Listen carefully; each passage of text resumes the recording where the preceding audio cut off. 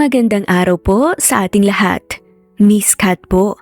Andito na naman po tayo para maghatid ng kwentong kapupulutan ng aral, kilig at inspirasyon. Tara, samahan niyo kami hanggang sa dulo ng kwento natin ngayon na isinulat ng ating magaling na writer na si Zyrene. Nagulat ang lahat nang makita ang bride na nakasakay sa isang kariton. Pero bakit nga ba? Ito ang kwento ng buhay ng isang inakalang tomboy na si Alex Batumbakal. Hoy Alex, pare, pogi naman natin ngayon ah. Sa lubong ng isa sa mga tambay kay Alex, sabay akbay sa kanya. Galing siya sa trabaho bilang cashier ng isang hindi kalakihang convenience store. Kakauwi lang niya sa kanilang baryo at talagang sinasalubong siya ng mga nakakairitang mga tambay sa eskinita. Tinanggal niya ang braso ni Kaloy at sinamaan ng tingin. Ilang ulit ko bang sasabihin sa'yo na huwag mo nga akong akbayan, Kaloy? At ano naman yung kailangan mo ha? Naiinis siya sa tuwing sinasalubong siya ng lalaki. Manghihingi kasi ito palagi ng pera, pambili ng sigarilyo na para bang siya ang nanay nito. Grabe ka naman sa akin, Alex Tol. Bakit ayaw mong akbayan ka? Naging babae ka na ba ha? Natatawang tanong pa nga nito. Mas lalong umasim ang mukha niya. Inambahan niya ito ng suntok kaya napaatras nga ito. Minura pa nga ito. Hoy ikaw, tigil-tigilan mo nga ako ha? Baka masapak kita eh. Wala akong perang maibibigay sa'yo kasi hindi mo naman ako nanay eh. At saka, anong tingin mo sa akin ha? Lalaki? Babae ako, babae! Nilampasan niya ito at hindi nilingon. Tumawa naman ang lalaki sa kasinundan siya. Mas lalo lang siyang nairita dahil umakbay pa nga ito ulit. Grabe ka talaga pare, kahit 20 lang. Pamimilit pa nga nito. Huminto si Alex sa kahinarap ito, inis na inis talaga. Kung gusto mong ipagpatuloy ang bisyo mo, manghingi ka sa mga magulang mo, Kaloy. At aba, mas mabuti kung magtrabaho ka kesa puro ka pabigat. Tabi nga, nakakainit ka ng ulo. Nilampasan niya ng ulit si Kaloy. Buti ay hindi na nga siya sinundan pa, kaya mas lalo lang iinit ang ulo niya. Ang init-init na nga ng panahon, dadagdag pa ito. Hindi naging maganda ang buong araw ni Alex. May nakaawi nga siyang customer sa pinagtatrabahuan niya dahil lang mali yung part ng manok na na-serve.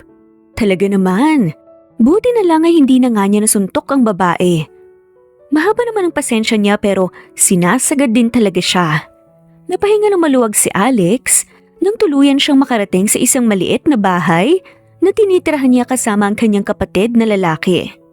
Nasa squatters area sila nakatira dahil hindi naman sila mayaman. Yung bahay pa nga na tinitirahan nila ngayon ay iniwan lang ng mga namayapang mga magulang nila. Laki sa hirap si Alex. Hindi siya nakapagtapos ng pag-aaral at hanggang grade 12 lamang siya. Hindi na siya nagpatuloy pa sa kolehiyo dahil mas gusto na nga lamang niyang magtrabaho para makatulong sa nanay at tatay niya. Ngunit may hindi inaasahang nangyari, 5 taon na nga ang nakalipas. Nabangga ang bus na sinasakyan ng mga magulang nila na papauwi sana galing sa probinsya. Lahat ng sakay ay hindi nakaligtas. Kaya simula noon ay hindi nga siya nagkaroon pa ng pagkakataong magpahinga dahil simula din noon siya nang nagpaaral sa kanyang mga kapatid. Siya na ang tumataguyod sa buhay. Mahirap man pero kinakaya niya. Nasasanay na nga rin siya. Hindi na nga niya hahayaang hindi makapagtapos ang mga kapatid niya. Jello, nandito na ako. Anunsyo nga niya nang makapasok sa maliit nga nilang bahay. Agad na dumungaw ang kapatid sa kusina. Ate, nandito ka na pala. Kakain na ba tayo? Ngumiti si Alex at naglakad pa palapit dito. Oo, may dala akong mga pagkain. Ngumiti nga si Alex at naglakad na nga palapit dito. Agad na nagliwanag ang mukha ng kanyang kapatid. Masaya silang naghapunan sa kanilang maliit na hapagkainan. Nagpapasalamat sila dahil nakakakain naman sila ng maayos. Hindi maiwasang mapangiti ni Alex habang nakatingin sa kapatid. Kahit ganoon ang buhay nila at sila lang dalawang magkasama, ay hindi nga niya kailanman narinig na nagreklamo ito. Sa halip, tinutulungan nga siya sa gawaing bahay. Gusto pa nga sana nitong tumulong sa pagtatrabaho, ngunit hindi nga siya pumayag. Ang gusto niya, mag-focus ito sa pag-aaral. Siya na ang bahala sa lahat ng gastusin. Gagawa niya ng paraan. Grade 11 na nga ang kapatid at masasabi niyang maayos itong nag-aaral. Hindi kailanman nagpapadala sa mga tambay sa labas. Puro bad influence. Wala rin siyang narinig na mayroon nga itong barkada. Hindi naman niya pinagbabawalan, ngunit masaya siya sa desisyon ng kapatid. Minsan kasi, barkada nga ang dahilan kung bakit nawawala siya sa tamang landas. Pabagsak na humiga si Alex sa kutsyon na nakalatag sa sahig. Bumuga nga siya ng malalim na hininga. Pinakawala ng mabigat na nararamdaman. Nakakaramdam siya ng pagod pero kailangan niyang baliwalain yun. Hindi siya pwedeng mapagod. Mapa, ilang taon ang nakaraan. Pero hanggang ngayon, naghihirap pa rin kami. Hindi ko alam kung anong plano ng Panginoon sa amin. Pero hindi ako gagawa ng paraan na ikapapahamak ng kapatid ko. Lumalaban pa rin kahit pagod na. Kung naririnig niyo man ako, tulungan niyo naman po ko. Malapit na yata akong bumigay. Gustong umiyak sa pagkakataon na yun ni Alex. Maliban sa may pinagkakautangan nga siya at nangangailangan ng pera, ay dumagdag pa nga ang mga mapanghusgang salita at tingin ng mga tao sa paligid niya. Isang boyish si Alex. Hindi tomboy, pero parang ganun manamit. Hindi siya kailanman nagkakagusto sa babae. Ngunit sa kasuotan niya mabilis ma-attract ang mga taong mapanghusga. Tinatawag nga siyang tomboy kahit hindi naman talaga. Nasanay naman na siya, kaso minsan ay sobrang talim ng mga salita. Hindi siya makailag.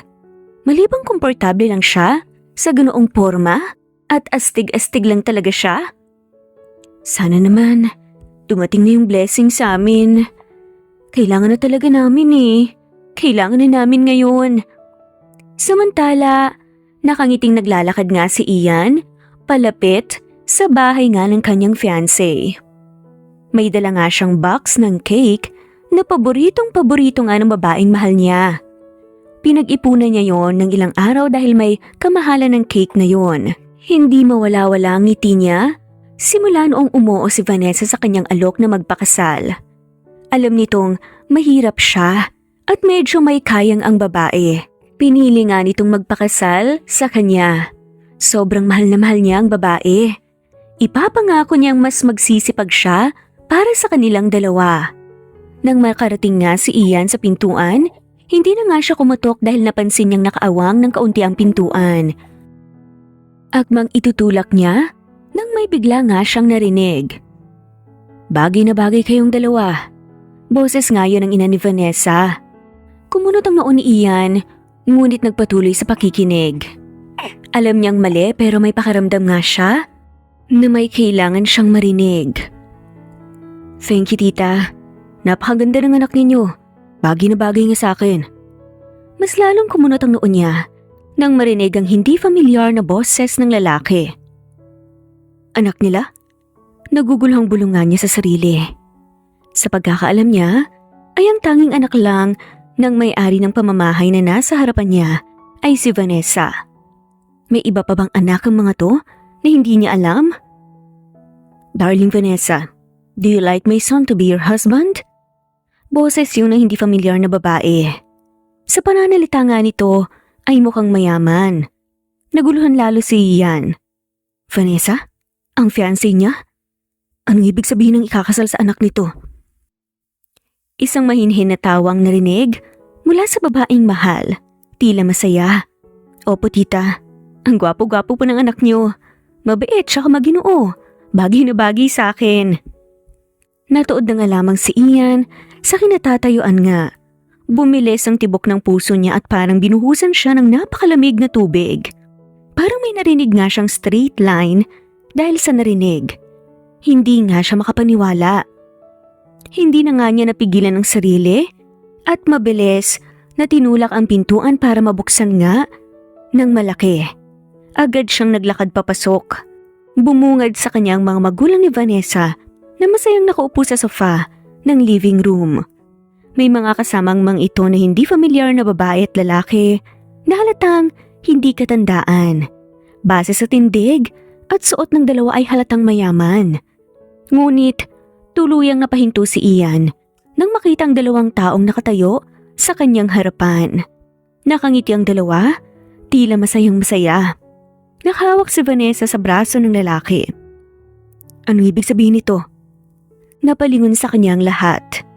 Nakita ni Ian kung paano bumukas ang gulat sa mukha ni Vanessa at ang mga magulang nito. Agad na napabitaw nga ang babae sa pagkakahawak sa braso ng lalaking hindi niya kilala. Ian? Saad nga ni Vanessa. Anong ginagawa mo rito, Ian? Seryosong tanong ng ama ni Vanessa. Pa, anong ibig sabihin nito? Ano to? Puno ng kaba ang nararamdaman ni Ian ngayon. May ideya nga siya sa mga nangyayari pero pilit nga niya itong hindi iniisip. Nagkakamali lang naman siguro siya nang narinig. Hindi naman siguro yung totoo. Sino to, Claudine? Kunot noong tanong ng babaeng katabi ng magulang ni Vanessa. He's a nobody. Malamig na sagot nga ng ina ng babaeng mahal niya. Biglang nanlamig ang kanyang pakiramdam. Hindi siya makapaniwala sa narinig. Hindi nga niya inaasahan na itatanggi siya ng mga magulang ni Vanessa na tinuring din niyang mga magulang. Ma, anong ibig sabihin niyo? At tama bang narinig ko kanina? Na ikakasal siya sa iba? Nanginginig ang kanyang boses. Pinigilan niya ang sariling magtaas ng boses. Hindi sumagot ang mga to at seryoso lamang siyang tinignan. Yung mga bisita, nakakunot ng nakatingin sa kanya. Dahan-dahan niyang tinignan si Vanessa, puno ng kaba at takot sa mukha. Mahal, anong ibig sabihin nito? Sabihin mo sa akin. Saad na nga lamang niya. Mahal? Bakit? Yan ba ang tawagan niya ni Vanessa? Kaano-ano mo siya? Kunot noong tanong ng lalaking katabi ng kanyang fiancé. Ako ang mapapangasawa niya. Ikaw, sino ka? Matigas naman ang boses na tanong ni Ian at taas noo. Saad naman ang ina ni Cern. What? Anong ibig sabihin nito, Claudine? May mapapangasawa ng anak mo? Hindi makapaniwalang anas ng ina ni Cern sa ina ni Vanessa. Nakita ni Ian kung paano mataranta ang dalawa. We had our deal. Madiing saad naman ng lalaking katabi nito at ang asawa nga niya. Hindi, Carol. Makinig muna kayo. Hindi siya mapapangasawa ni Vanessa. Ang lalaking yan ay walang iba kung hindi ang kaibigan lang ng anak ko. Walang namamagitan sa kanila. Natatarantang sagot nga ng ina ni Vanessa. Parang binuhusan nga ng napakalamig na tubig si Ian. Hindi siya makapaniwalang tinanggi siya ng mga ito. Pakiramdam niya, maiiyak siya.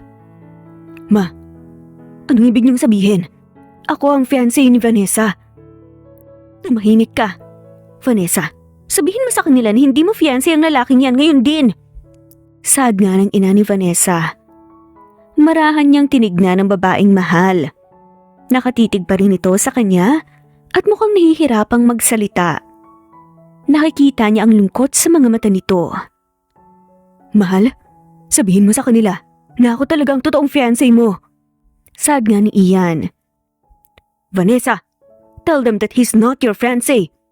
Saad naman ang ama ni Vanessa. Mahal, sabihin mo sa kanila na akong mahal mo. Hindi. Biglang saad ni Vanessa kaya napahinto si Ian sa sinabi nito. Dahan-dahang humawak ang babae sa braso ng lalaking katabi. Hindi siyang fiancé ko. Si Sir ng totoong fiancé ko. Pagtanggi nga ni Vanessa kay Ian. Nahigit ang kanyang hininga at bumilis ang tibok ng puso. Para siyang sinaksak ng matalim na kutsilyo dahil sa sinabi ng babaeng pinakamamahal niya at handa nga niyang paglaanan ng kanyang buhay. tinanggi siya nito. Tinanggi siya ng babaeng akala niya ay makakasama na niya sa buong buhay niya. Tuluyang bumagsak ang kanyang balikat. Vanessa, ano bang sinasabi mo? Ako ang totoong fiancé mo, hindi ang lalaking yan. Saad naman ni Cern na ang lalaking balak ipakasal kay Vanessa? Haven't you heard, bro? Ako ang fiancé ni Vanessa. Stop dreaming and get out. Nakangisi pa nga na saad ng lalaking katabi ni Vanessa. Agad na nag-init ang ulo ni Ian, niyukom nga niya ang kanyang kamao para pigilan ang sarili. Huwag kang mangialam dito. Tumaas ang kilay ni Cern. At bakit hindi? Ako ang fiancé niya and you are a nobody. Hindi na napigilan ni Ian ang sarili. At mabilis na sinugod ng lalaki, isang malakas na suntok ang pinakawalan niya at tumama ito sa panga ng lalaki. Bumagsak ito sa sahig. Naikinisigaw ng lahat, parang wala siyang narinig at dinaganan nga ito at patuloy sa pagsuntok. Natataranta nga ang lahat. Madilim ang paningin ni Ian kaya hindi na nga niya nakontrol pa ang kanyang sarili. Hanggang sa may puwersang humiwalay sa kanila. Hawak-hawak ni Vanessa ang braso niya habang may tauhang hawak-hawak naman siya sa kabila. Bugbog sarado na ang muka ni Cern at duguan. Ilabas mo na yung lalaking yan, Vanessa. Wag na wag kang bumalik dito, Ian. Malakas na sigaw naman ng ina ni Vanessa sa galit. Mabilis siyang hinila ni Vanessa palabas ng bahay. At nang makalabas siya, mabilis nga siya nitong tinuruan at tinulak nga nito na paatras naman siya. Sobrang talim ng tingin nito sa kanya. At saad pa nga ni Vanessa, bakit mo ginawa yun ha? Bakit mo sinuntok si Cern? Sunod-sunod na tumulo ang luha na kanina pa nga niya pinipigilan. Napahinto ito at nagulat nga na nakatingin sa kanya. Vanessa, bakit? Bakit mo ako tinanggi? Bakit sinabi mong fiancé mo ang walang yang lalaking yun? Kahit ako naman talaga ang fiancé mo. Nag-propose ako sa'yo at umuo ka. Iniwas ni Vanessa ang tingin. Iyan, makinig ka. Anong nangyari, Vanessa? Bakit ganun? Bakit mo sinabing siya ang fiancé mo? Tinignan ulit siya ng babae. Hindi na ngayon. Nagdadalawang isip na saad niya. Natigilan si Ian. Ano? Huwag kang umaktong hindi mo naintindihan, Ian. Siya ang fiancé ko ngayon. Hindi ikaw. Kaya umalis ka na at huwag nang bumalik pa. Hiwalay na tayo. Mariing sambit nga ni Vanessa. Napailing na nga lamang si Ian at hindi naniniwala sa sinasabi nito. Bakit biglang naging ganito? Hindi ba't mahal mo naman talaga ako? Ian, please. Umalis ka na. Tila nawawalan na nga ito ng pasensya. Pero Vanessa, sagutin mo muna ako. Bakit? Mahal mo ako, di ba? Bakit biglang? Pagpuputol ni Vanessa? Dahil walang magagawa ang walang kabuluhang pagmamahal na yan. Mahirap ka, Ian. Paano kapag naikasal tayo tapos maibibigay mo lang sa pagmamahal? At wala nang iba? Hindi ako mapapakain ng pagmamahal, Ian. Kahit kailan, hindi tayo yayaman sa lecheng pagmamahal na yan. Kaya umalis ka na. Mas lalong bumuhos nga ang luha niya. Kaya pakakasalan mo siya? Dahil lang sa pera? Dahil lang mayaman siya? At mahirap lang ako? Hindi ka ba naawa sa akin, Vanessa? Mahal kita. Ibibigay ko sa iyo ang lahat. Lahat ng gusto mo pagtatrabahuan ko. Huwag ka lang magpakasal sa iba. Umiling ang babae. Kahit anong trabaho at sipag mo, hindi mo maibibigay sa akin ang pangangailangan ko. Hindi ka nakapagtapos ng pag-aaral, Ian. Kaya umalis ka na at huwag nang sayangin ang oras ko. Wala kang mapapala. Alam naman ni Ian na pinanganak siyang mahirap at hindi nakapagtapos ng pag-aaral.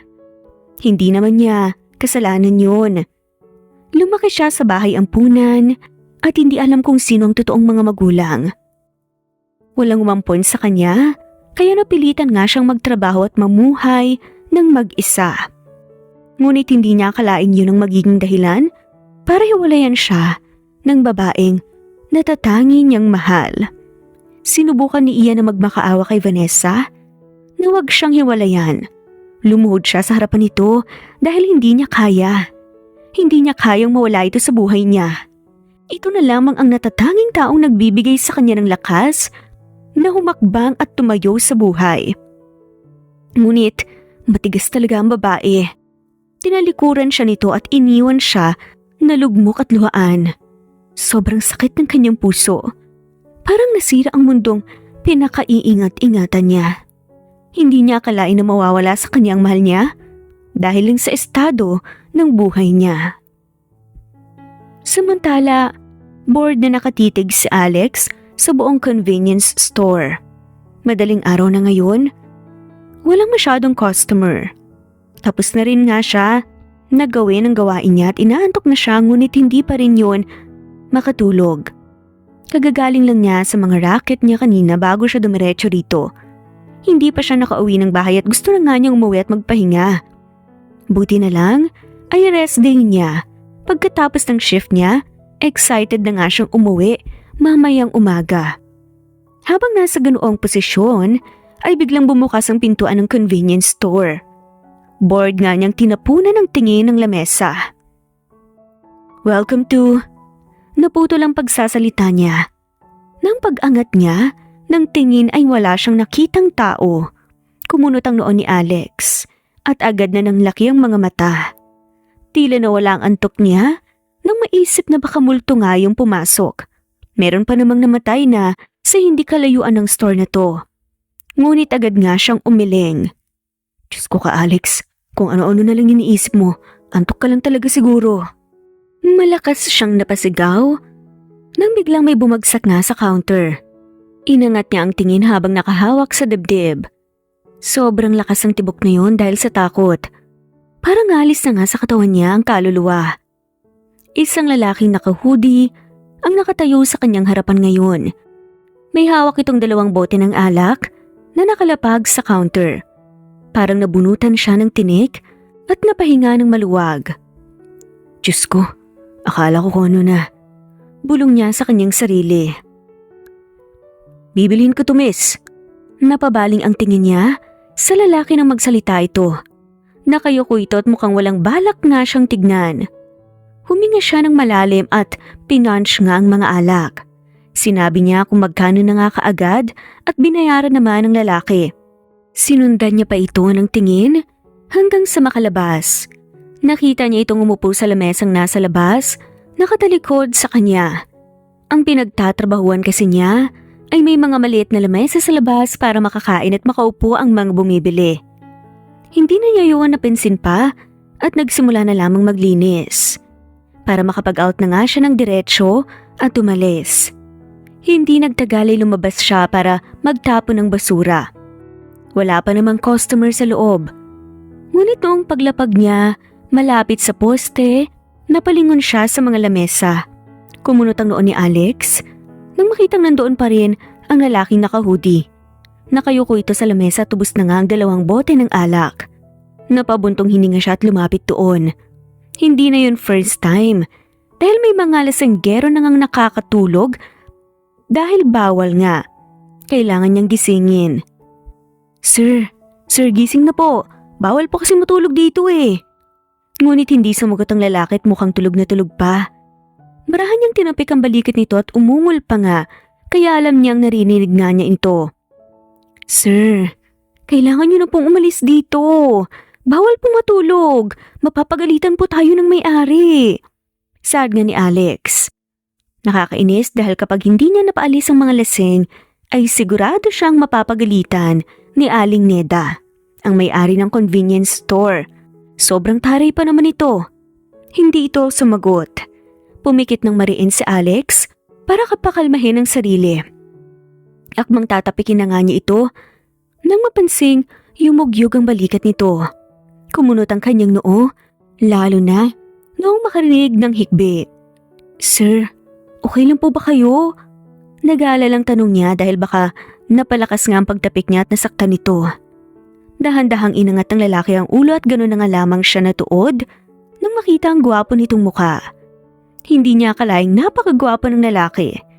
Hindi niya naman ito nakita kanina. Puno ng luha at mapungay ang mga mata. Sir, Bakit kayo umiiyak? May masakit po ba sa inyo?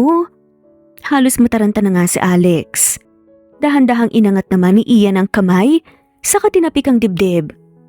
Dito. Masakit dito. Bakit sir? Nag-heart attack ka na ba? Diyos ko, sandali lang po tatawag ako ng tulong. Diyan ka lang. Ang puso ko. Durog na durog ang puso ko. Sabat naman ni Ian. Naiiwang nakanganga ang bibig ng babae sa narinig niya.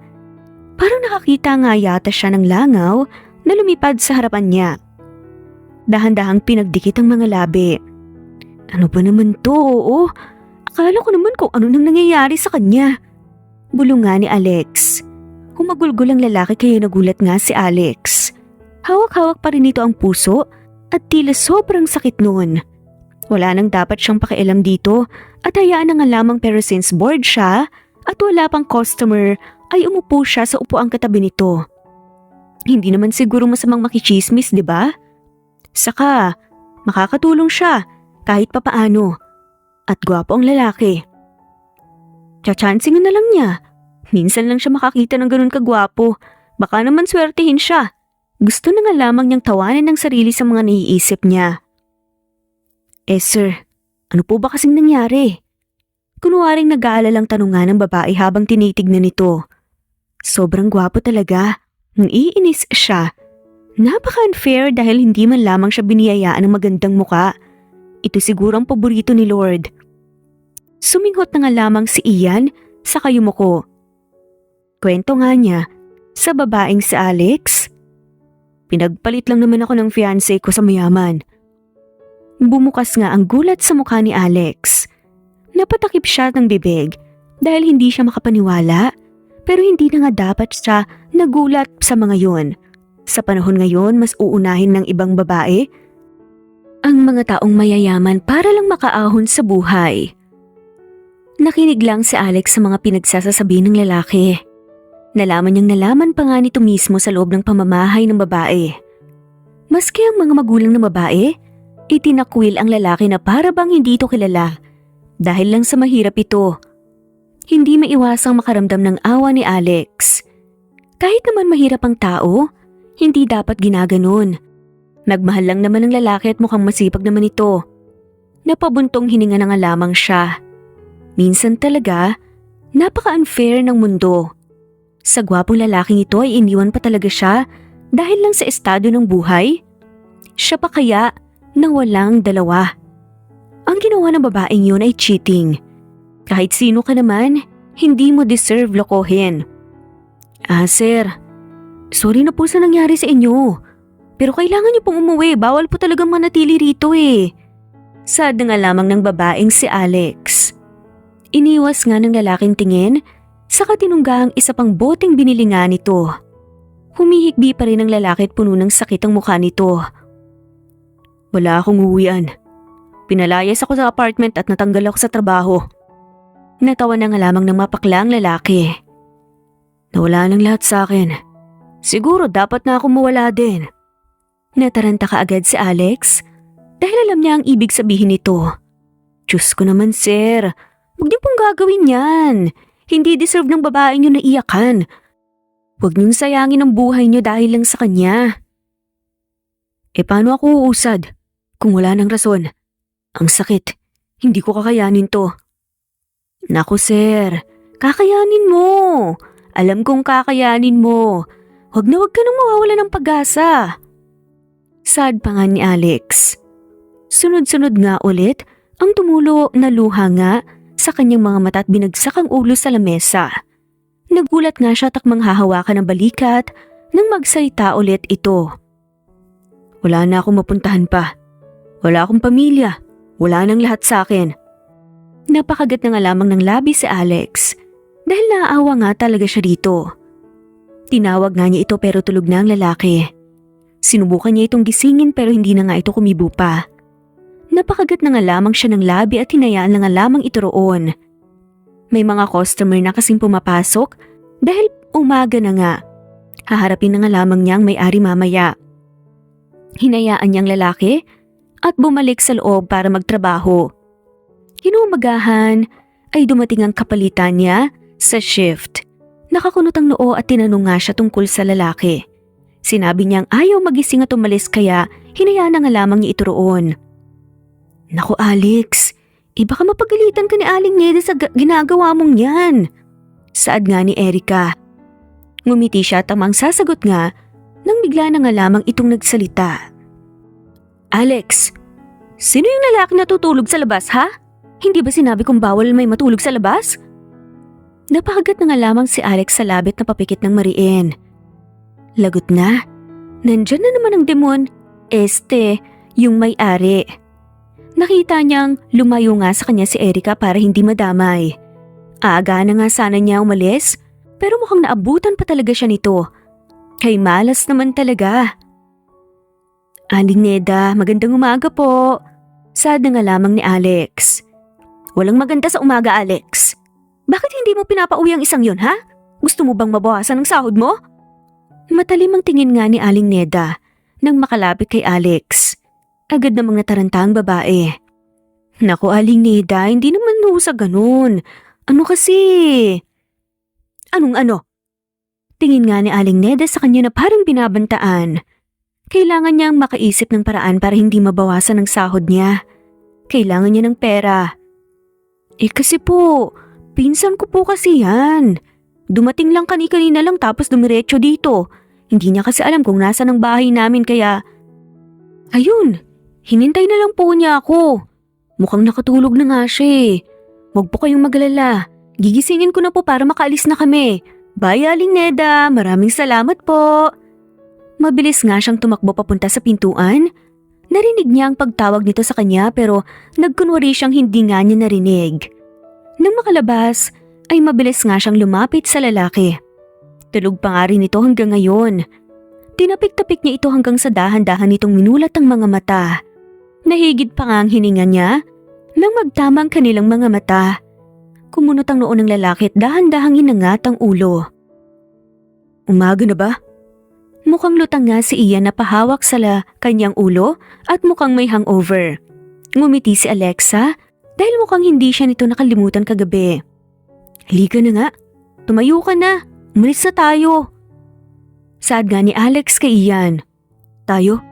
Bakit? Saan tayo pupunta? Takang tanong nga ni Ian. Uuwi na kasi ako. Sabi mo wala ka matitirhan. Pwede naman sigurong sa bahay ka na lang muna kahit ilang araw lang. Hanggang sa makahanap pa ng trabaho tsaka apartment. Kanina pa nga niya yung naiisip. Paano naman kasi? Naawa siya sa lalaki at hindi naman siya ganun kasama para iwan ng lalaki sa ganoong sitwasyon. Baka tuluyan itong magpakamatay. Konsensya pa ang kakain nga sa kanya. Hindi naman din siguro ito masamang tao para saktan sila. Ramdam niya na hindi. Hindi na kailangan. Salamat sa pagpapatulog mo sa akin dito. Pero alis na ako. Saad na nga lamang ni Ian. Mabilis na hinawakan ni Alex ang braso nito. Gulat na napatingin ng lalaki sa kanya. Pinaningkitan nga niya ito ng tingin. At saan ka naman pupunta? Tara na, baka mapagalitan pa tayo ng may-ari dito eh. Saad na nga lamang ni Alex para matapos na nga ang pagtanggi ng lalaki. Hindi na nga niya hinayaang magreklamo ito at mabilis itong hinila. Kahit anong mangyari ay hindi niya ito bibitawan. Sayang pa ang jeans nito. Sumakay agad sila sa jeep, hindi nagsalita ang lalaki at sumunod na lang sa kanya. Ramdam niya ang kakaibang titig nga nito pero hindi niya ito nilingon. Ngunit napansin niyang napapatingin ng mga pasahero sa katabi niya. Lalo na yung mga estudyante. Halata sa mukha ng mga to na parang kinikilig. Oo, alam niya. Hakot tingin talaga ang katabi niya kahit amoy alak at naka-hoodie lang. Hindi niya pa rin talaga maintindihan kung bakit ito niloko ng babae. Swerte na nga ito eh. Nang makababa sila sa babaan, ay hinawakan niya na naman ito sa braso. Baka nga kasi tumakas pa. Napatingin doon ang lalaki saka sa kanya ay bumaling. Tumikhim siya at nagsimulang maglakad papasok sa barangay nila. Ano palang pangalan mo? Tanong nga ng babae kay Ian. Ian. Ngumiti siya sa kabinalingan nito ng tingin. Ako naman si Alex. Hindi sumugot ang lalaki at may kakaibang tingin ito sa kanya. Ninitian niya ito, lalo sa kainiwas nga ang tingin. Habang naglalakad sila, napabaling ang tingin ng mga tao sa kanila. Halos lahat ay kilala nga niya. Nagbubulong-bulungan ng mga to, doon niya na-realize na hawak-hawak pa pala niya ang lalaki sa braso.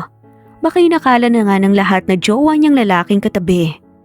Hanggang sa narinig niya ang boses ni Kaloy. Mukhang makikichismis ito.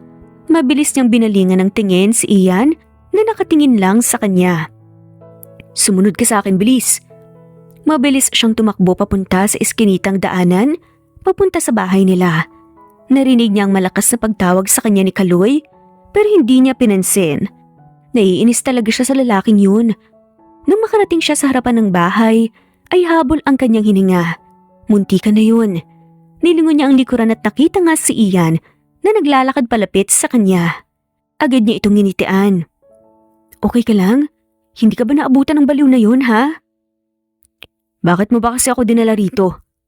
Hindi mo ko kilala. Nawala ang ngiti ni Alex sa katumikim. Sabi mo wala kang matitirhan. Sabi mo rin na wala kang trabaho. Broken-hearted ka pa at wala kang pamilya. Siyempre gusto kong tulungan ka. Sad nga ni Alex.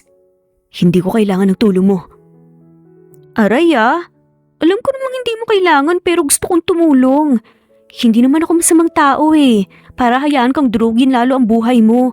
Sayang naman yung jeans mo. Natahimik saglit ang lalaki.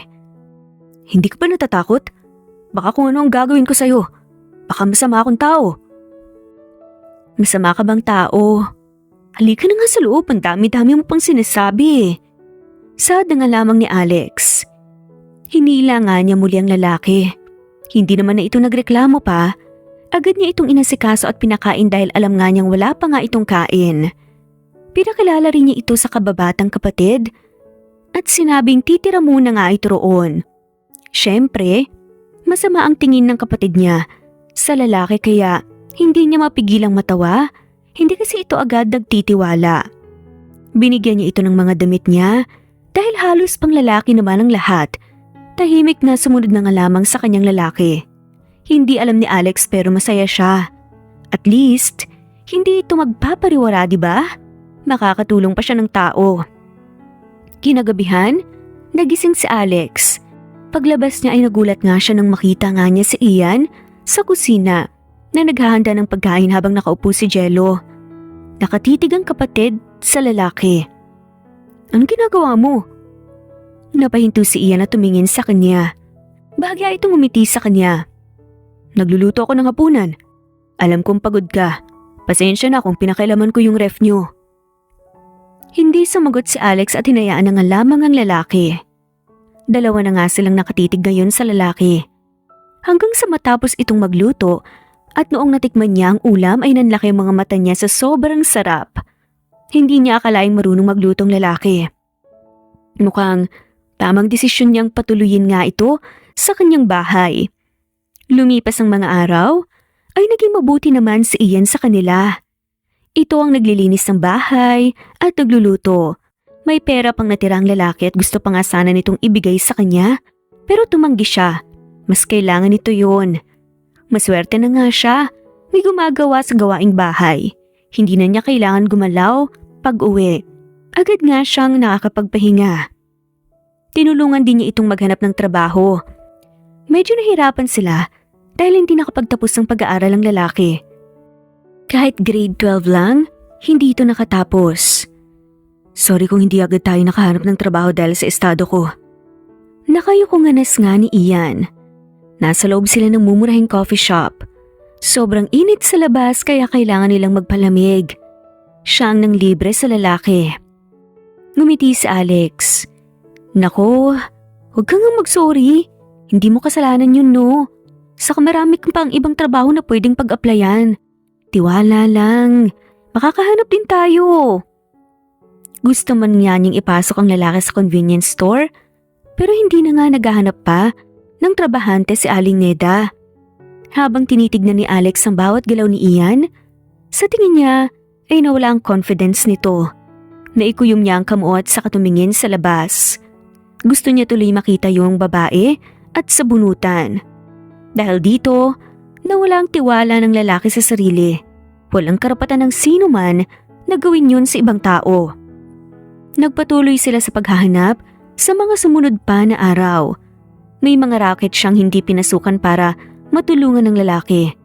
Nawawalan man ng pag-asa si Ian pero siya, hindi. Wala sa bokabularyo niya yun. May tiwala siyang makahanap ito ng trabaho. Hindi nga nagtagal, nakahanap na nga rin sila ng trabaho sa wakas. Bilang isang construction worker. Tinanggap ito dahil halatang maskulado nga si Ian at malakas. Pero habang naiisip yun, hindi maiwasang mamula ni Alex. Feeling niya ay sobrang dahil nga lang sa init yun. Sobrang saya ni Ian at niyakap siya. Nagulat si Alex dahil hindi niya yun inaasahan. Salamat Alex ah. Maraming salamat talaga. Hindi siya makasagot ng dahil sa gulat. Hindi nga niya alam ang kanyang sasabihin. Mukhang natuuhan nito sa ginawa at dahan-dahang humiwalay ng kaunti si Ian sa yakap. Agad na nagtamang kanilang mga tingin. Napahagat na nga lamang sa labi si Alex. Dahil sa ilang linggo na nga nilang pagsasama, ay may kakaibang tensyon sa kanilang dalawa. Lalo na kapag magkalapit. Bumaba ang tingin ni Alex sa mapupulang labi ng lalaki. Ganon din si Ian. Bumilis ang tibok ng kanyang puso ngunit sabay nga silang napaiwas at lumayo sa isa't isa. Tumikhim si Alex para maalis ang nakabara nga sa lalamunan. Congrats! May trabaho ka na. Tara, uwi na tayo, nagugutom na ako eh. Natawa ang lalaki at tumango. Tara na. Kinabukasan ay nagsimula ng magtrabaho si Ian habang si Alex ay rest day. Masaya siya dahil nagkaroon na ng trabahong lalaki. Makakahanap rin ito ng sariling apartment. Ngunit bakit ibang nararamdaman niya sa ideyang aalis si Ian? Halos 2 buwan pa lamang silang nagkakilala. Nababaliw na ba siya? Akala nga ni Alex, wala lang yung nararamdaman niya. Akala niya baka nasanay na nga siya sa presensya ni Ian. Ngunit hindi pala yon ang totoong dahilan. May iba pa. Mas malalim pa pala. Sa tuwing umuwi nga si Ian sa bahay, palagi itong nagluluto para sa kanila kahit pagod na. Hindi siya hinahayaang kumilos, kaya hinayaan na lamang niya. Palagi rin itong umiti kapag nakikita nga siya na nagpapatibok ng malakas ng kanyang puso. Umiwas nga siya ng tingin, saka umalis dahil hindi niya kinakaya ang nararamdaman. Naguguluhan siya sa nangyayari. Ano bang nangyayari sa'yo, Alex? Hindi ka naman ganito dati ah. Tinapik-tapik niya ang dibdib na walang tigil sa pagwawala. Hindi niya naman yun naramdaman noon eh. Bakit biglang nagbago? Bakit kapag nakikita niya ang lalaki bumibilis ang kanyang puso? Bakit kapag nakikita niya ang lalaki na kumikinang nga ito, parang ang ito lang ang nakikita niyang tao sa paligid? Nag-slow motion din. Nababaliw na ba siya? Ano tong nararamdaman niya? Kain tayo, Alex. Anyaya nga ni Ian na nakatayo nga sa kanyang gilid. Kinagat niya ang labi habang nakatutok nga ang tingin sa TV. Yun na naman ang nagwawala niyang puso. Lumayo ka nga sa akin, Ian. Ano ba? Sasabog ako eh. Sigaw nga ni Alex sa isipan. Alex, kain na tayo. Pag-uulit naman ni Ian. Hindi pa rin siya sumagot at ayaw nga niya itong tignan at kausapin man lang. Diyos ko, hindi na niya alam kung anong nangyayari sa kanya. Alex, pag-uulit nga ni Ian. Napatalon si Alex nang biglang tumabi sa kanyang lalaki at mabilis nga siyang napatayo at gulat na napatingin dito. Gulat din ng lalaki at napakunot noo. Anong nangyayari sa'yo? Napaiwas nga ng tingin si Alex dahil kumikinang na naman ito. Ha? Wala. Tara na, kain na tayo. Mas mabilis nga siyang naglakad papasok sa kusina. Nandun ang kapatid nga niya, hinihintay sila. Taka itong nakatingin sa kanya dahil mukha nga siyang hinahabol ng kabayo. Mabilis na naglakad si Alex papalapit sa kapatid at tumupo sa tabi nito.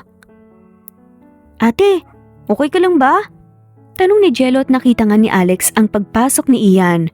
Ha? Oo naman. Okay lang ako. Medyo mainit lang, kain na tayo? Hindi nagsalita si Ian hanggang sa nagsimula na nga silang kumain.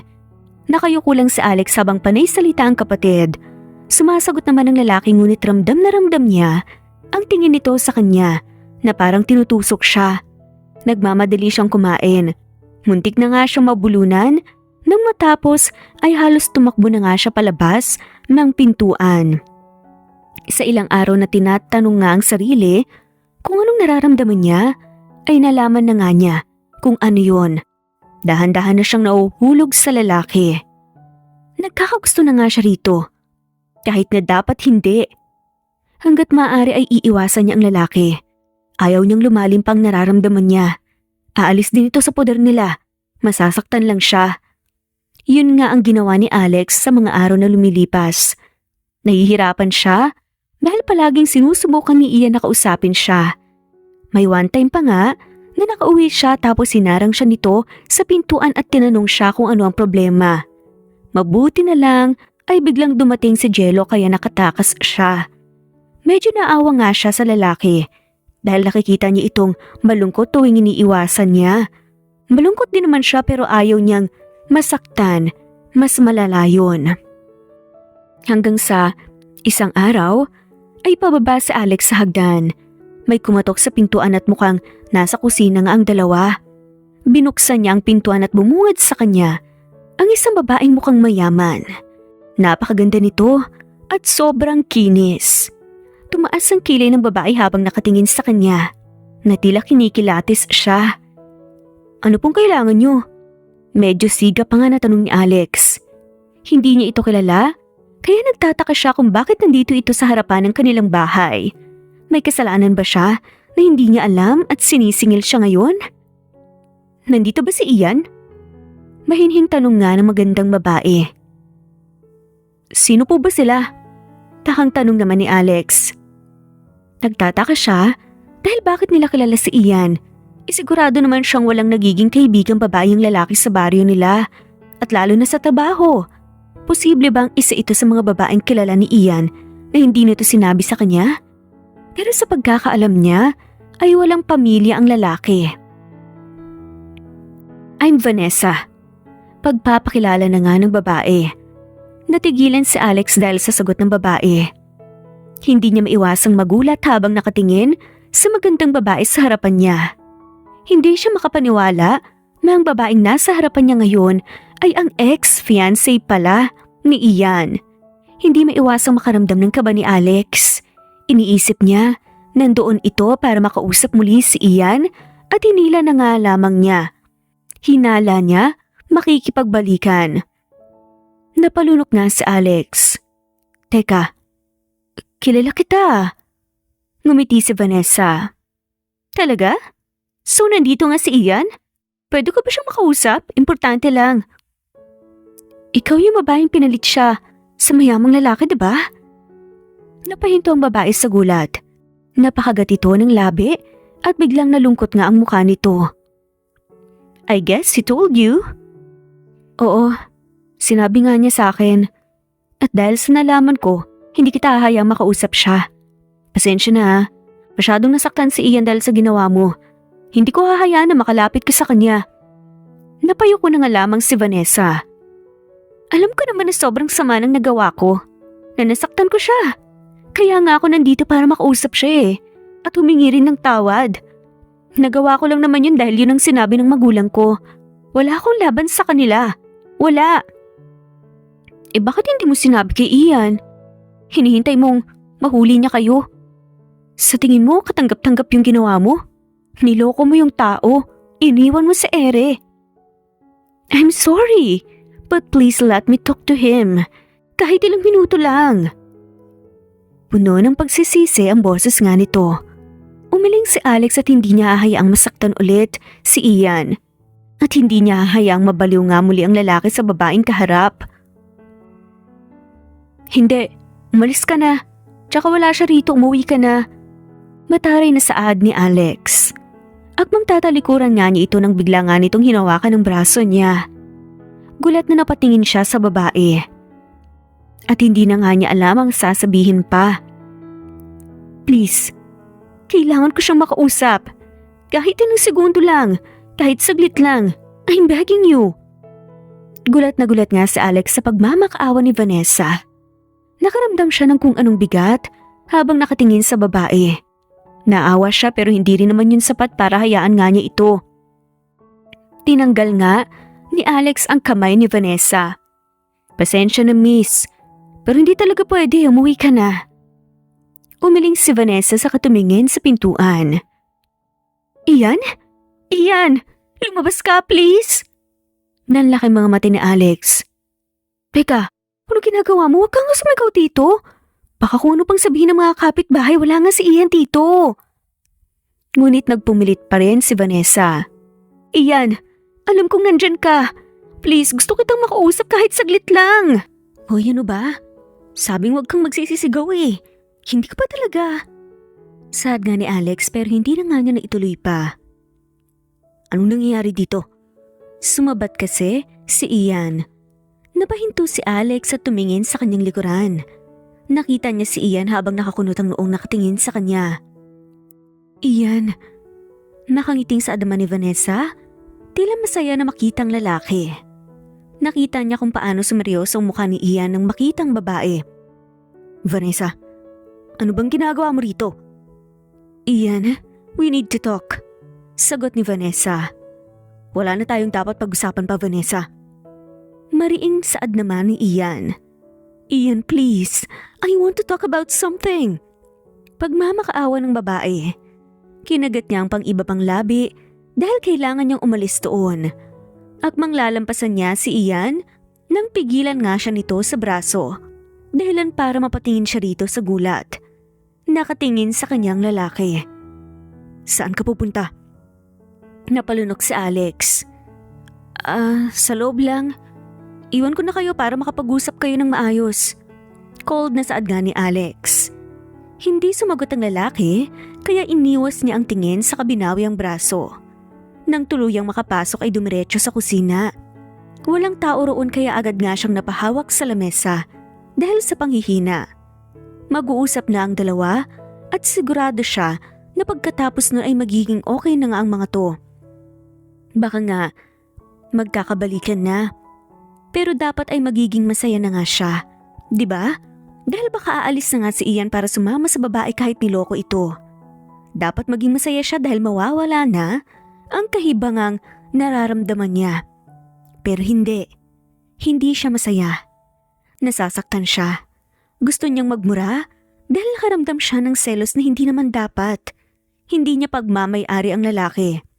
Nanatili siyang nakaupo roon at nakatulala. Wala siyang balak na lumabas at makinig sa pag-uusapan ng dalawa. Nasasaktan na nga siya sa iniisip dadagdagan pa ba niya?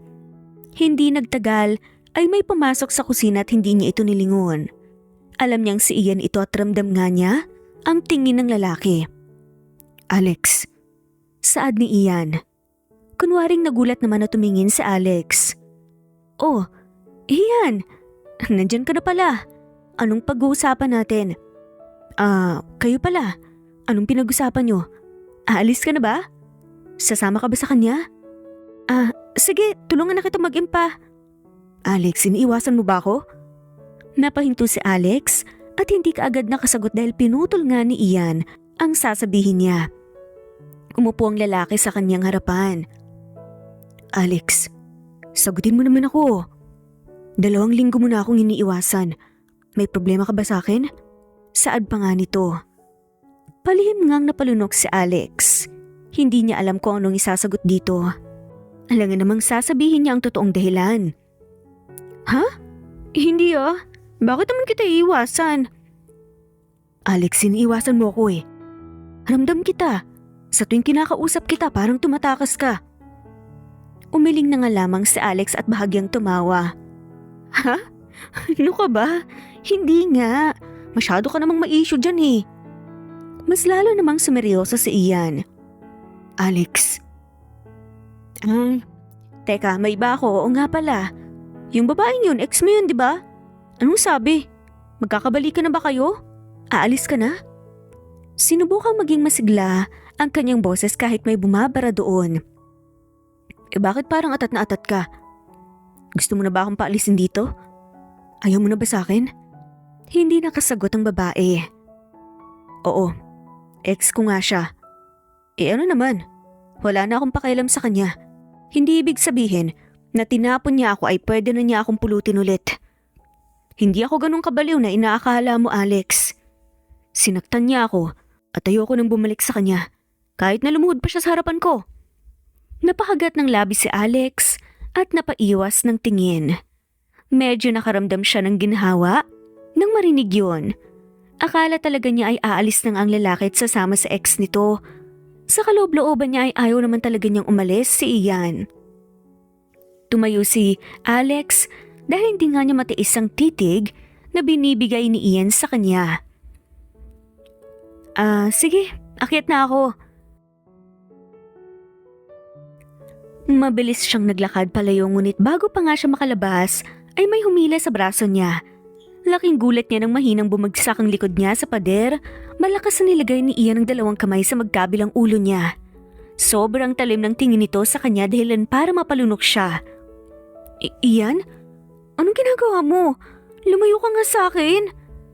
Kinakabahan na saad ni Alex. Saad naman Ian? Tama na. Hindi na kita hayaang iiwas pa sa akin. Naiinis na ako. Hindi nga kasi ako umiiwas, Ian. Kaya, huwag ka nang magkaganyan pa. Nagwawala nang ang puso niya. Sabihin mo yan nang hindi nauutal. Pero Alex, iniiwasan mo talaga ako. Huwag mo nang itanggi pa. Ngayon, sabihin mo sa akin, anong problema natin? Napapagod na ako kakaisip kung anong nagawa kong mali. Kinagat ni Alex ang pangibabang labi at agad na nanubig ang kanyang mga mata. Bumalik sa kanya kung gaano kahirap maramdaman ang nararamdaman niya at pag-iwas niya sa lalaki. Sagutin mo ko, Alex, para maayos ko. Anong nagawa ko sa'yo? Sa tingin mo ganun lang kadali yun? Sa tingin mo ba madaling sabihin? Hindi iyan. Hindi na nga nakapagpigil pa si Alex. Bakit? Gusto kong malaman ang rason kung bakit, Alex. Nagmura nga siya na ikinahinto ng lalaki. Dahil mahirap iyan. Dahil nagugustuhan na kita. Nakita niya kung paano nanlaki mga mata nito at natuod nga sa kinatatayuan. Dahan-dahang tumulang kanyang mga luha. Gulat ka, di ba? Hindi mo inaasahang sasabihin ko yun, di ba? Na ako, magkakagusto sa'yo? Hindi naman dapat eh. Hindi ko dapat maramdaman to. Kasi may iba ka namang talagang mahal. Dapat ay awa lang mararamdaman ko pero hindi ko maintindihan. Hindi ko maintindihan kung bakit ko nararamdaman to. I'm sorry. Alex. Ngumiti siya ng pilit habang nakatitig pa rin sa gulat na mukha nga ni Ian. May kung anong emosyon na sa mata nito na hindi niya mapangalanan. Pero huwag ka mag-alala. Mawawala rin to. Siguro maghanap ka na ng apartment para hindi mo na ako makita pa. Alex, hindi. Pagpipigil naman ni Ian. Mas mabuti na yun. Para hindi na lumalapat ang nararamdaman ko. Ayoko masaktan at hindi natapos ang sasabihin ni Alex nang bigla siyang hinapit papalapit ng lalaki at niyakap siya. Napasinghap siya at nabitin nga ang magkabilang kamay sa ere. Bumilis ang tibok ng puso niya sa gulat. Iyan, ano bang ginagawa mo? Halos mautal-utal na saad niya. Hindi siya makapaniwala. Niyakap siya ni Ian. Gusto niyang magwala sa sobrang kilig ngayon pero hindi niya magawa. Makinig ka muna sa akin, Alex. Ayoko maghanap ng apartment dahil gusto kitang makasama. Hindi mo alam kung gaano ko kasaya ngayon na malamang may nararamdaman ka pala para sa akin. Akala ko ako lang nakakaramdam ng ganun. Kumunot ang noo ni Alex. Anong ibig mong sabihin? Ngumiti ang lalaki sa kahinaplos ang kanyang pisngi. Alex, nagugustuhan na rin kita. Bumakas ang gulat sa mukha niya. Hindi siya makagalaw. Hindi siya makapaniwala. Gusto siya ng lalaki at gusto nga niyang magmura. Pero, akala ko mahal mo si Vanessa. Akala ko, kapag makikita mo siya ulit, hahabulin mo siya. Pagtatakang sa adaman ni Alex. Nagsalubong ang tingin ng lalaki. Yan ba ang tingin mo sa akin, Alex? Narealize ko noon na sobrang sama nang nagawa sa akin ni Vanessa. Pinaglaruan niya ako at hindi ko yun matatanggap. Pero habang nakakasama kita, nagwawala lahat ng nararamdaman ko sa kanya. Kaya wag na akong iwasan ulit. kasi hindi ko nakakayanin pa. Mababaliw na ako. Sunod-sunod na tumulo ang kanyang luha. Agad siyang niyakap ng lalaki. Sorry, Ian. Shh! Huwag ka nang mag-sorry pa. Basta, huwag mo nang gagawin pa ulit yun. Tumango siya sa kainangat ang ulo at sa tingin nito. Ngumiti ang lalaki sa kadahan-dahan siyang niyakap ulit. Napakasaya ni Alex sa nangyayari sa buhay niya. Niligawan siya ng lalaki simula sa araw na yun. Halos maglumpasay na nga siya sa kilig kada araw na nagdaan. Walang araw na hindi siya pinapakilig nito. Sinasabihan na tuloy siyang baliw ni Erica dahil palagi na nga siyang nakangiti. Hindi akalain ni Alex na ganoon pala kasaya ma-in love. First time niya. Wala kasi siyang oras para makipaglandian sa kung sino noon lalo na't naghihirap siya at hindi rin siya interesado. Kaya siya napagkakamalang tomboy. Pero ngayon, gusto na nga lamang niyang lumipad sa saya. Dumaan nga ang 2 buwan, ay nanligaw na nga rin si Ian sa kanya. Gusto man niya itong sagutin pero sinabi ng lalaki na dapat ay pinaghintay nga niya ito. Yun nga ang ginawa niya. Tama rin naman ito. Sisiguraduhin niyang magiging tama ang kanyang desisyon. Akala ni Alex na mananatili sa tabi niya si Ian pero nagkakamali siya. Dahil dumating ang araw na hindi na nga ito umuwi sa bahay. Noong una, hinayaan na nga lamang niya dahil baka busy lang sa trabaho ngunit hindi. Hindi na nga ito nagpakita pa. Sinubukan niya itong tawagan pero hindi na nga ito makontak. Pinuntahan pa nga niya kung saan nagtatrabaho pero nalaman niyang 1 linggo na palang hindi pumapasok si Ian. Umiyak siya nung umiyak dahil hindi niya akalaing iiwan siya ng lalaking walang paalam. Parang ginost siya nito at sobrang sakit nun. Iniisip niya na baka hindi totoong mga sinabi nito na gusto siya ng lalaki.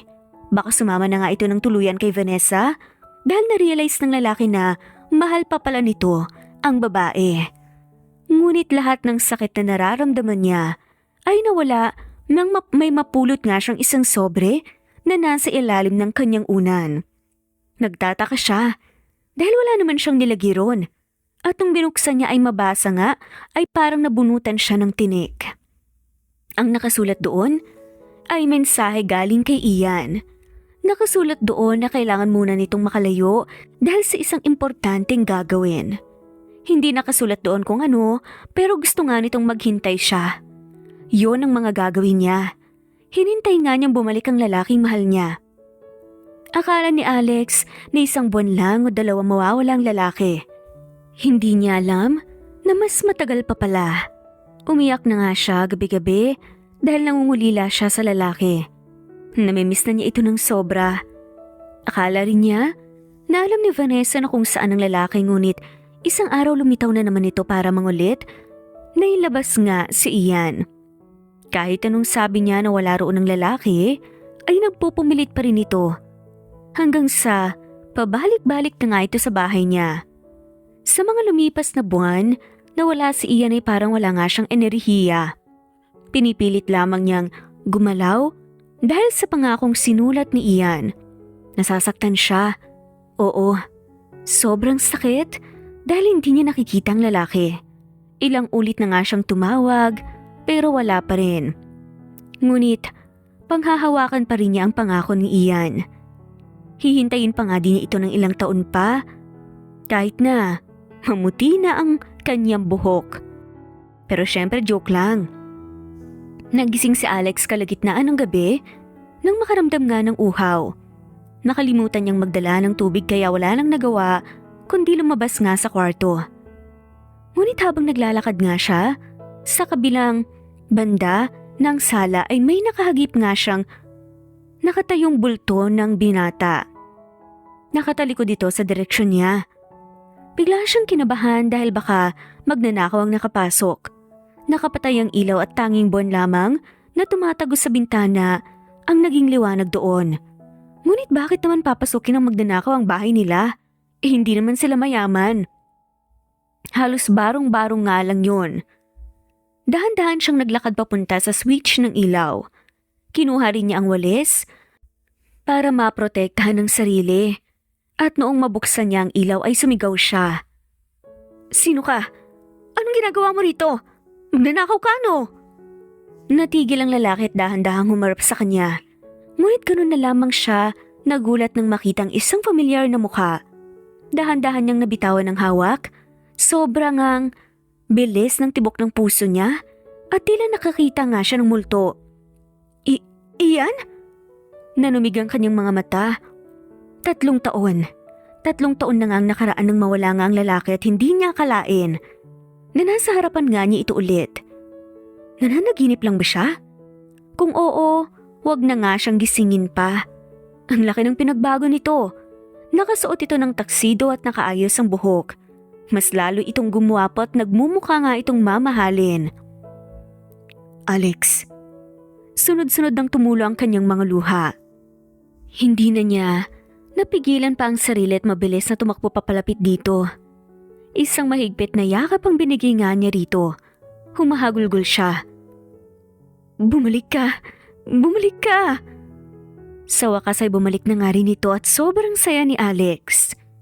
Ilang taon siyang nagtiis kahit masakit.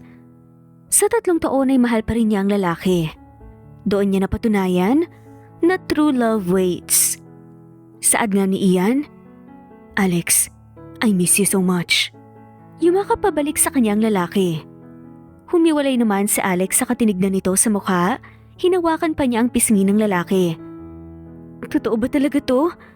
Baka naman nananaginip lang ako Ngumiti naman si Ian sa kahinaplos ang kanyang kamay. Totoo to, Alex.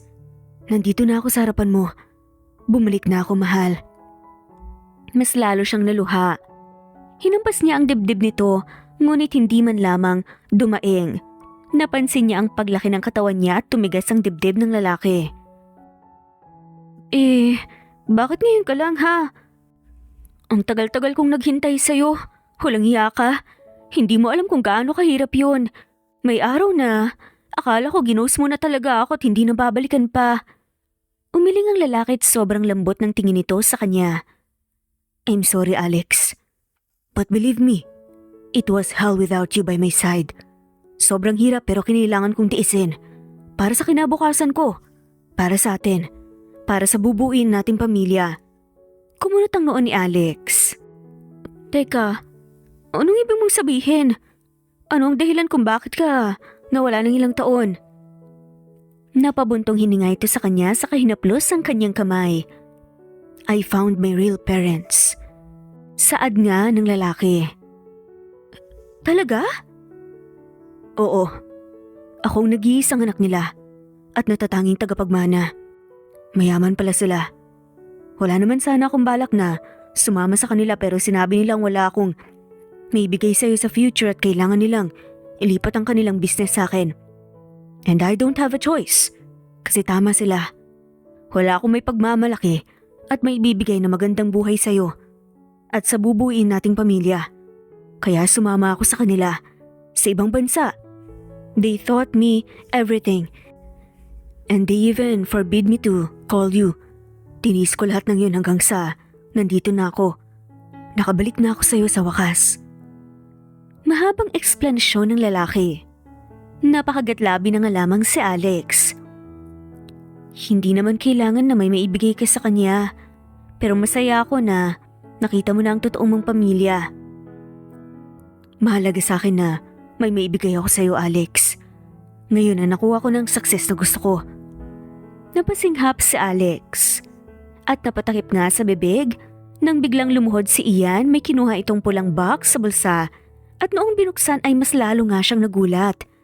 Isang engagement ring. Ian? Ngayon na nakabalik na ako. Hindi na kita iiwan pa. You did a great job waiting for me. Ayoko nang patagalin pa ang lahat. I want you to be my wife and build a family with you. Will you marry me, Alex? Please marry me. Sunod na tumulo ang luha ni Alex. Hindi siya makapaniwalang luluhod sa kanyang harapan, si Ian at hingin ng kamay niya. Hindi niya akalaing may gustong pakasalan siya. Ngunit ngumiti siya ng matamis at tumango. Sasagot na sana ako Kaso, grabe naman yung mga bodyguards mo. Kaya pala may nakasunod sa yung 10 bodyguards. Napakayaman mo na pala. Pero may iba ako. Oo, Ian. Pakakasalan kita. Hindi ko sasayangin ang ilang taon na paghihintay ko. Mabilis na lumipas ang panahon. Lumipas ang 7 buwan. Ano nangyayari, kuya? Kunot noong tanong ni Alex nang hindi pa umaandar ang kotseng sinasakyan. Ilang minuto na nga silang nandoon at pinagpapawisan na siya sa sobrang kaba kahit sobrang lakas ng aircon. Ngayon kasi ang kasal nilang dalawa ni Ian kaya sobrang kinakabahan siya. Maraming bisita na hindi niya halos lahat kilala. Ma'am, nasiraan po ang makina eh. Stress na sagot ng driver. Ano? Mabilis siyang lumabas ng kotse at bumungad nga sa kanya ang umuusok na makina ng sasakyan. Pati siya ay nai-stress na. Paano na siya makakarating sa kasal nito? Siguradong magwawala na nga si Ian kapag hindi siya nakarating. Hindi, kailangan niyang makahanap ng paraan. Matutuloy ang kasal kahit maraming aberya. Habang nag-iisip ay dumapo nga ang kanyang tingin sa isang karito na nasa gilid ng kalsada. Mukhang walang may-ari roon at agad siyang nakaisip ng ideya. Kuya, malapit ba rito ang simbahan? Malakas ka bang tumakbo? Tumango naman ang driver. Kumunot ang noo nito. Po? Malapit na kuya, kunti na lang. Sigaw nga ni Alex habang nakangiti. Hingal na tumatakbo ang driver habang hila-hila lang naman ang kariton. Nakasakay siya roon. Pinagtitinginan nga sila ng mga taong nagdadaan pero wala siyang pakialam. Basta makaabot nga siya sa kasal nila. Hindi nagtagal ay huminto ang driver sa mismong pintuan ng malaking simbahan. Sa wakas nakarating sila. Nakabukas yun, lahat ng tao sa loob na patingin sa kanya at puno ng gulat. May iba na napangiwi at kumunot ang noo. Mabilis siyang bumaba sa kariton at pinasalamatan ng driver. Nakakapusin na yata ng hininga. Tumakbo siya papasok sa simbahan. Nakasunod ang tingin ng lahat sa kanya. Late na talaga siya. Iyan, nandito na ako. Ngunit kumunot ang noo niya nang wala siyang nakitang Iyan na nakatayo sa harapan ng altar. Nilibot niya ang tingin sa paligid pero hindi niya mahanap ang lalaki. Nagsimulang magbulungan ng mga bisita. Teka, nasan po si Ian? Magalang naman na tanong ni Alex sa mga bisita. Napatingin si Alex sa isang ginang na nagmamadaling naglalakad papalapit sa kanya at puno ng pag-aalala ang mukha nito. Alex, Diyos ko, akala ko may nangyari na sa'yo. Saad ng ginang nang makalapit at hinawakan nito ang kanyang braso at ginala ang tingin sa buong katawan niya. Okay lang po ako, tita. Nasiraan po kasi yung kotse kaya natagalan po kami. Yung kariton na nga lang po yung sinakyan ko eh. Sagot niya habang napakamot sa batok. Is Ian po ba? Bakit wala siya? Yan na nga bang sinasabi ko. Someone told us that something happened to you. Nagmamadali siyang umalis para hanapin ka. Hindi na namin napigilan pa. Kanina pa yun eh, I'm starting to get worried. Puno ng pag-aalala ang mukha ng ginang, hindi rin ito mapakali. Kumunot ang noo niya. Sino pong nagsabi? Akmang sasagot ang ginang ng isang nakaitim na lalaki ang lumapit sa kanya dahilan para mapatingin siya. Mas lalong kumunot ang noo niya dahil mukhang hindi ito familiar sa kanya. Teka, sino kaya siya? Tanong niya sa kanyang isip at nagtataka. Sumunod na lang po kayo sa akin. Sagot nga nito. Sa una nagdadalawang isip pang sumunod si Alex ngunit may pakiramdam na nga siya na kailangan niyang sumunod. Para maging safe siya, ay may pinasama ang ama ni Ian sa kanya na 2 tauhan at pumayag naman siya dahil baka isa nga yung patibong. Dinala sila ng lalaki sa gilid ng simbahan malapit sa CR. Kumunot ang noo ni Alex nang makita ang isang babae na nakatalikod sa hindi kalayuan at familiar ito. Nandito na po siya, ma'am. Sabi ng lalaki nang makalapit sila. Dahan-dahan naman na lumapit at humarap ang babae sa kanila. Ganun na lamang ang gulat ni Alex nang makitang si Vanessa yon. Hindi niya ito lubusang makilala. Hindi ito nakaayos gaya ng palagi niyang nakikita. Ang Vanessa na nasa harapan niya ngayon, parang wala ng buhay. Walang kalatoy-latoy. Mugto na mugto ang mga mata at walang suot na makeup. Vanessa? Anong nangyari sa'yo? Concerned naman na tanong ni Alex. Maliit naman ang umiti si Vanessa at tinignan ang mga tauhan. Leave us please. Sorry ma'am, pero hindi pwede. Seryosong sagot ng isa sa mga tauhang kasama niya. I promise I don't mean no harm. Gusto ko lang makausap si Alex, kahit saglit lang. Mahinhin pa rin ang boses ni Vanessa. Akmang magsasalita ang tauhan nang nilungon naman ni Alex ang mga to. Sige na, iwan niyo na po muna kami mga kuya. Pero ma'am. O sige, pero dun kayo sa medyo malayo sa amin para mabantayan niyo ko. Mag-uusap lang kaming dalawa. Wala na nga lamang nagawa ang dalawa kundi iwan siya roon kasama ang lalaking kasama ni Vanessa. Pwesto ang tatlo sa hindi kalayuan sa kanila habang nakatingin nga sa kanilang dalawa. Nilingon ni Alex si Vanessa sa katinignan nito ng maigi. Anong nangyari sa'yo, Vanessa? May sakit ka ba? At anong gusto mong pag-usapan natin? Ngumiti si Vanessa habang tintigan nga ang kabuuan niya. You look good, Alex. Bagay na bagay sa'yo ang gown na yan. Bakas ang lungkot sa bawat salitang binitawan ni Vanessa. Salamat. Sagot naman ni Alex. Huminga ng malalim si Vanessa sa kamalungkot nga nitong iniwas ang tingin. Alam mo kung bakit naging ganito ang itsura ko? Because I'm miserable. Lugmok na lugmok ang buhay ko. I can't even face my family. I hate them so much. Tumingin si Vanessa sa kanya pagkasabi noon. Hindi tuloy ang kasal namin ni Cern. Hindi ko tinuloy kasi. Hindi ko naman talaga siya mahal eh. Pinipilit lang talaga ako nila mommy but you know what? Pinagsisihan ko ang lahat ng nagawa ko. Sa nagawa ko kay Ian. Nanatiling tahimik si Alex, nakikinig. Ngunit naramdaman niya kung saan patungo ang usapan na yun. Pagpapatuloy pa nga ni Vanessa, I loved him so much. Akala ko, okay na ako nung nalaman kong naging kayo eh. I mean, I thought I've moved on. Ayoko naman kasing maging hadlang sa pagmamahalan niyo. Alam kong sobrang sama ng nagawa ko at pinagsisihan ko yun ng sobra. When I saw Ian looked at you, napatunayan ko na mahal ka nga niya talaga. Medyo nanginginig ang boses ni Vanessa, namumuo ang luha nito. Kung mahal mo siya, dapat hindi mo siya pinagpalit sa iba. Kahit pa sinabi ng mga magulang mo. Seryosong sagot naman ni Alex. I know. It's my fault. Sana hindi ko nalang kinuha. Sana pinaglaban ko. Sising-sisi ako, Alex. And it kept haunting me till now. Huminga ng malalim si Alex sa katumayo ng maayos. Pero wait lang ha. Ano ba talagang gusto mong sabihin? Ha, Vanessa? Base sa sinasabi mo, mahal mo pa ang fiancé ko.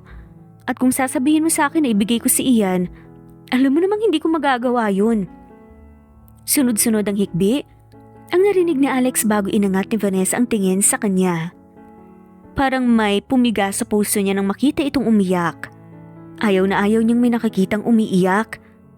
Yun ang mga kahinaan niya. Alex, please. I'm miserable. I need him so much. Kailangan ko siya. Nagmamakaawa ako sa'yo. Alam kong mali ko ang lahat pero nung malaman kong ikakasal na kayo, hindi ko pala kaya. Hindi ko kaya na mawala siya sa tabi ko. Hinawakan nito ang dalawang kamay niya, gamit ang nanginginig nga nitong mga kamay. Pinatigas ni Alex ang puso at naawa siya, pero hindi pwede ang gusto nito. Ayaw niya. Ayaw ng puso niya. Si Ian, hindi isang bagay na binibigay lang basta-basta, Vanessa. Hindi ibig sabihin na nagsisisi ka, humingi ka ng tawad, magiging maayos ng lahat. At babalik na sa'yo ang taong nasaktan mo. Nang husto. Hindi ganun, Vanessa. Walang ganun. Mahal ko rin siya. At mahal niya ako. Mas lalo itong lumapit habang umiiling. Pero nagmamakaawa ko, Alex. I'm begging you. Give him to me. Ibibigay ko ang lahat ng gusto mo. I can give you money. I have businesses. Kaya ko yung ibigay sa'yo. I can even make you popular. Marami akong koneksyon. Please, please ibigay mo na lang sa akin si Ian. I can't live without him, I can't. Halos lumuhod na ang babae sa kanya. Puno ng awang nararamdaman ni Vanessa sa babae. Hindi niya akalaing mararanasan ito ng ganun-ganun. Hindi niya akalaing gagawin ito lahat para sa pagmamahal. Dahan-dahang kinuha ni Alex ang kamay niya at sinundan yun ng tingin ni Vanessa. Mas lalong bumakas ang sakit sa mukha ng babae. Vanessa, alam kong hindi mo deserve maging ganito ka miserable. Alam kong masakit at naiintindihan ko na nagsisisi ka. And I'm sorry if you felt that way. Pero hindi lahat naayon sa gusto mo. Huwag kang mabuhay dahil lang sa ibang tao. Mabuhay ka para sa sarili mo. Hindi mo kailangan si Ian. Gusto mo lang siya dahil iniisip mo na mababalik ang dati mong kaligayahan. Gusto mong ayusin ang mga maling nagawa mo. Pero Vanessa, hindi ka magiging masaya kahit pa nasa tabi mo si Ian.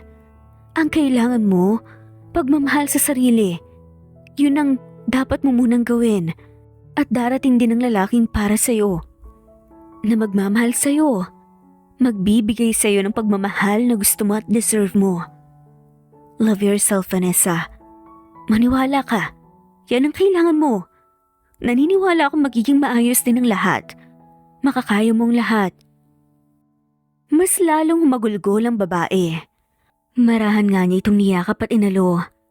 Nasasaktan din siya sa nangyayari kay Vanessa. Alam niyang mahirap yun. Hindi nagtagal, humiwalay na nga si Vanessa sa kanya. Tinignan siya nito na puno ng pagod ngunit ngumiti pa rin. I guess you're right. Hindi ko nga kailangan si Ian. I guess I need rest. Tumango si Alex sa sinabi ni Vanessa. I'm sorry for bothering both of you. I'm sorry for saying all those words. Hindi ko talaga kaya na makita kayong dalawa. Nasasaktan pa rin ako hanggang ngayon but salamat. Thank you for making me realize things. I guess I was too harsh on myself. Naniniwala ako makukuha ko lahat ng gusto ko. Ngumiti si Alex. Naiintindihan ko, Vanessa. Your feelings are valid. Alam kong malalagpasan mo ang lahat ng nangyayari sa iyo ngayon. Maliit nang ngumiti si Vanessa. I will never bother both of you again. I guess, nahihirapan akong aminin na bagay kayong dalawa. Kitang-kita ko kung paano kayong magmahalan. So I should go. I'll say congratulations in advance. Samantala, mahal, are you okay? Nagala lang mukhang bumungad kay Alex nang makapasok nga siya sa simbahan kasamang 2 tauhan. Tumakbo si Ian papalapit sa kanya at mahigpit na niyakap. Natawa siya sa kaumiwalay sa yakap. Okay lang ako. Ano ka ba? Nasira lang yung sasakyan kaya natagalan ako. Ayun tuloy, sumakay ako sa kariton. Napahinga ng maluwag ang lalaki. Hindi niya alam kung tatawa ba siya. Thank God you're okay. Saan ka pala nanggaling? Sabi ng mami mo na umalis ka para hanapin ako. Biglang dumilim ang itsura ni Ian kaya nagtaka siya. Si Vanessa. Siya palang nag-utos sa isang lalaki na sabihin sa akin na may nangyaring masama sa'yo. Agad na gets ni Alex ang ibig sabihin ni Ian. Mukhang ginawa nga yun ni Vanessa para makausap siya at hindi matuloy ang kasal. Dapat magalit siya dahil sa mga nangyari, pero pinilit na nga lamang niyang maging kalmado. Grabe talaga yung babaeng yun. Umanda siya sa akin. Nasa simbahan tayo, Ian. Suway nga niya at pinanlakihan ito ng mata. Natahimik sa galit nga. Si Ian, I'm sorry. Saad naman ng babae, I'm sorry kung nalate ako. Huwag ka nang mag-alala. Hindi nga ikaw ang may kasalanan. Huwag ka na rin mag-alala kay Vanessa. Nakausap ko na siya at hindi na niya tayo magugulo pa. Saad nga nito. Ganon din ang sinabi niya sa akin. Kaya kumalma na tayo.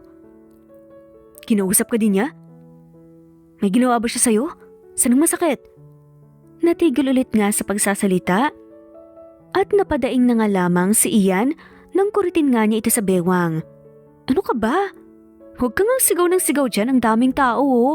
Saka walang ginawa sa Vanessa sa akin, okay? Okay naman ako, oh. May sinabi lang siya at naayos ko na. Naayos na namin. Ngayon masisigurado ko na hindi na niya tayo magugulo pa. Hinapit nga niya ito sa bewang. So we can continue our wedding now? Kanina pa ako kating-kating ng pakasalan ka. At syempre halikan ka. Natawa na nga lamang si Alex sa katumango. Oo na. Pwede na nating ituloy ang naudlot nating kasal. Sa wakas, saad na nga ng pare, "You may now kiss the bride." Humiyaw at nag-asara ng mga bisita. Hindi mapigilang matawan ni Alex sa katinignan ng kanyang asawa. Dahan-dahan itong hinawakan ng kanyang bewang, saka hinila nga siya papalapit. Nilagay din niya ang palad sa malapad nitong dibdib. "You're the most beautiful I have ever seen." Malambing na bulong ni Ian. Natawa siya ulit. "Sus, bola. Mahal mo lang ako kaya mo sinabi yan." Sumilay ang ngisi sa labi ni Ian. "Yes, tama ka naman. I love you so much. And I will never let you go." Natatawa siya nang hinalikan nga siya nito pero agad din naman siyang tumugon. Agad na naghiyawan ang lahat at pumalakpak. Lahat masaya habang nakatingin sa kanilang dalawa. Sobrang saya ng puso ni Alex. Sa wakas, ay naikasal na nga siya sa lalaking pinakamamahal niya. Wala siyang pakialam sa mga taong hadlang dahil alam niyang sa huli pag-ibig pa rin ang magwawagi. Sa buhay, hindi lahat ng tao nakasuporta sa lahat ng gagawin mo dahil kilala ka na nila. Dahil ikaw yan. Dahil mahirap ka at dahil iniisip nilang hindi mo kaya. Ngunit hindi doon nababasa ang future ng isang tao. Kapag gusto at mahal mo ang isang bagay o tao, gagawin mo kahit anuman ang mangyari. Gagawin mo ang tama. At dito na nga po nagtatapos. Maraming salamat po.